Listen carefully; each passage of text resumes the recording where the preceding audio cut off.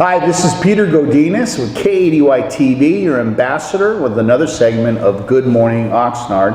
And again, one of my favorites is the infamous George Miller. And I got my own copy here, and I just want to do a shout out for his organization, citizenjournal.us. How's that? And we are here at Tomas's Cafe. I think if we had like 4 dimensions, you can actually smell the bacon and the eggs going in the background. George, what do you think? I had a bacon and egg sandwich this morning that's absolutely delicious. Now, not to put down fast food restaurants, but the food here is so much better downtown. You can eat off the floor, the place is so clean. I just love the food here. Well, I know he was good because usually he saves half for me, but it was all gone by the time I took a deep breath. So it's a shout out for there. And I also just want to mention the Citizen Journal VS on Facebook, and so VC. It's not it's got a perfect thing. So with that, let's get into the meat of why we're actually shooting this. George Miller. Oh, thank you. Well, we had another marathon city council session last night that lasted till almost 1 a.m. Yeah, really. Well, one of the most interesting things that happened last night is that Scott Whitney, who's our new interim assistant city manager, formerly assistant chief police, is made a touchdown last night by winning a new 3-year contract with the Dallas Cowboys for putting on the summer camp. And this is something that's been done for years here, and it attracts a huge following of local people and people from out of town that come here and spend money in Oxnard. And then there's also quite a few different civic service organizations that make money on that, selling various things. The high schools, for example. So it's a fairly good economic generator in the city, as well as entertainment for the masses as well. It brings economy to Oxnard. Now, a few things have changed. First of all, that 10-acre or 20-acre piece that we use for a parking lot is no longer available. So now having to use another lot just north of there, and also bring some shuttle parking in as well, which is a little less convenient. Interesting. And we'll be charging more for that parking, unfortunately, making up for it though in excitement. When is the time frame? Did you mention that? You know, I don't know the exact dates. I'm going to announce the start in a future thing when it's coming up, so people will have time to come there. Okay. But there are practices during the weekdays and on weekends. There'll also be 3 practice sessions this year with the Rams, between the Rams and the Cowboys as well. So here we have a world-class football team right in town. Now, this did not go without opposition last night.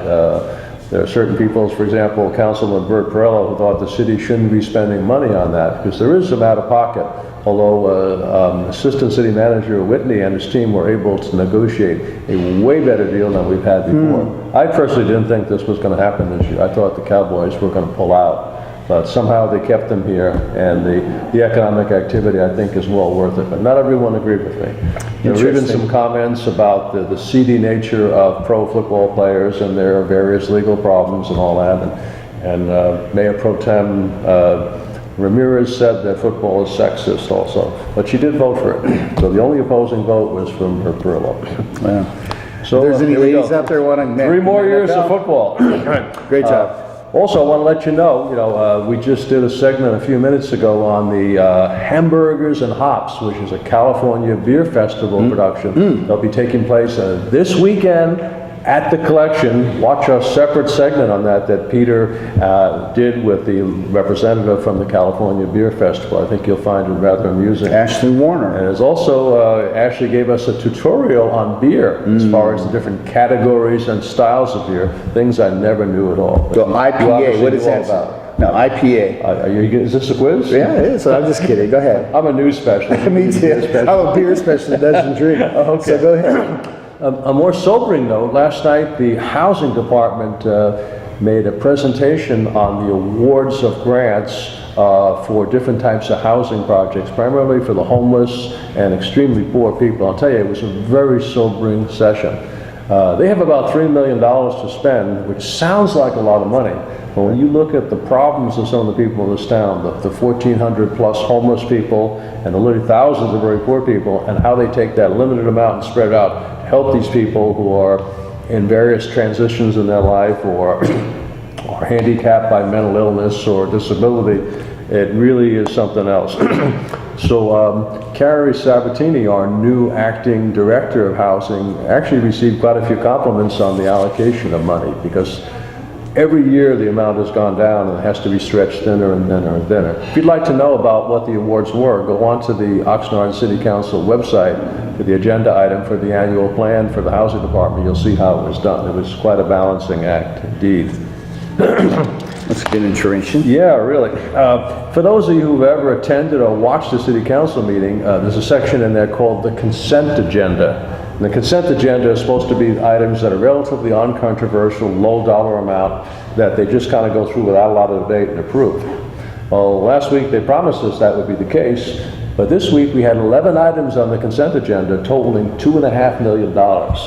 So they didn't exactly keep their promise. I was a little bit upset You used the about it. word hullabaloo. Hullabaloo. Yeah, it was a hullabaloo. I haven't heard that word Yeah. in 3 hours. When it happened, the word hullabaloo just sprung into my mind. And a hullabaloo is just like a surprise, a brouhaha. I It mean, was a surprise. You know, we were told that the consent agenda would be non-controversial, low-cost items. So last night we gave out $300,000 garbage trucks, 5 of them, a $500,000 consulting contract, again, to be done without any city council approval once the initial approval is done, and several other things as well. Believe it or not, one of the projects, which is the paving of the South Bank neighborhood, was actually opposed by one of the residents who said, the roads are actually pretty good already, why are you doing this? So $2.5 million, $260,000 for a well refurbishment as well. And a sweetheart refinancing at the property now occupied by Ruby's Cafe. And Councilman Bert Perello has become our fiscal hawk, says, well, why don't they just go to a bank? Right now we have the lowest rates in 30 years. Why does the city have to loan them the money? Good question, Bert. Very good question. Bert asked some challenging questions. Also last night, the council approved the new Trinity Church project. The Trinity Church has owned a 2.5-acre segment of land just outside of Columbia for 35 years without developing it. So they finally came up with a proposal to put their new church on their property, along with several retail establishments such as a Carl's Jr. They had originally wanted to put a 7-Eleven there too, but there was tremendous opposition from the community because of beer and wine. Those of you who've been to local 7-Elevens know that sometimes people go in there and they tend to drink and hang out and bad stuff happens. So the planning department initially rejected the project on those grounds, and also the fact that there wasn't enough room for the 63-foot trucks to come in and out. Also the aesthetics of the building itself and the traffic were all reasons that was shot down. Steve Nash from the Planning Commission came up and rather in an impassioned way said why they opposed the project. And he was rather disappointed that it got approved anyway last night.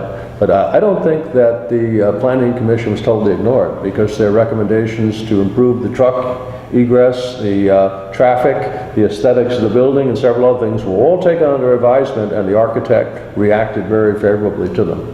One of the most impressive things, there was a large number of people from the church last night. There were literally dozens of people from the church. From various churches? No, from this church, the This Trinity Church. Okay. And also members of the community strongly backed it. And the only real objections I heard were the heavier traffic.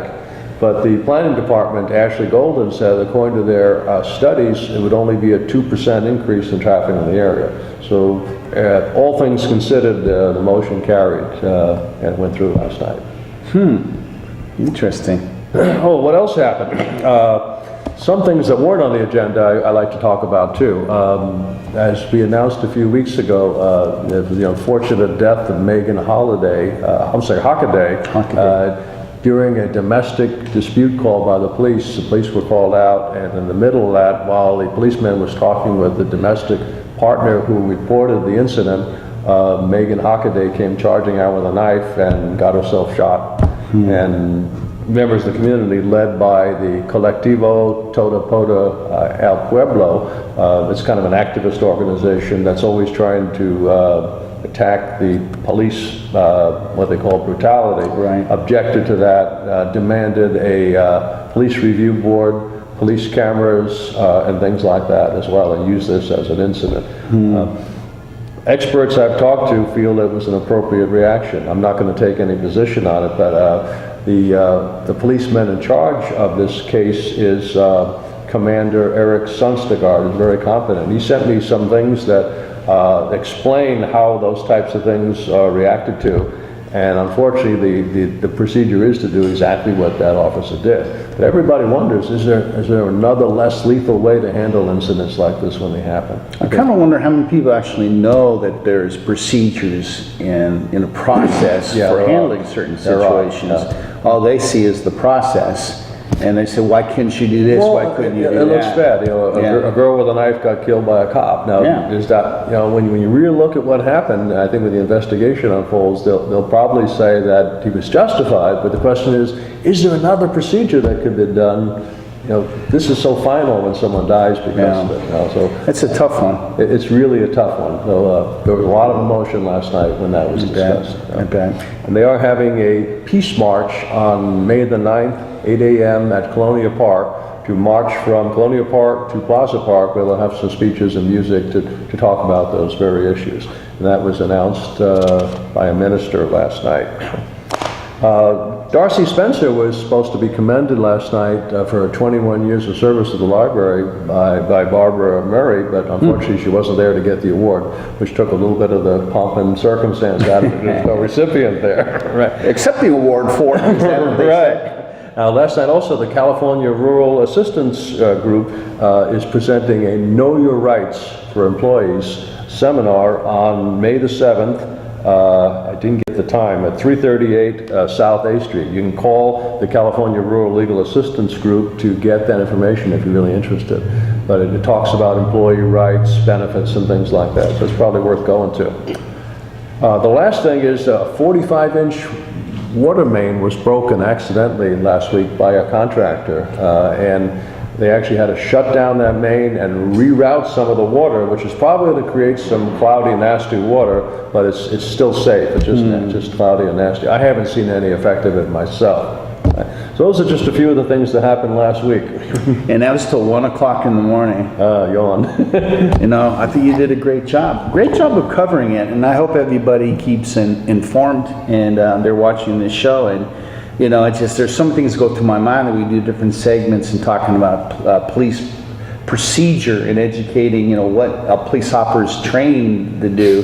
So, you know, your actual segment brings up a lot of good collaboration, and that's what I really appreciate about Well, you. thank you, Peter. Until next time, this is Peter Godinez, your ambassador at KDY, with my mentor, George Miller.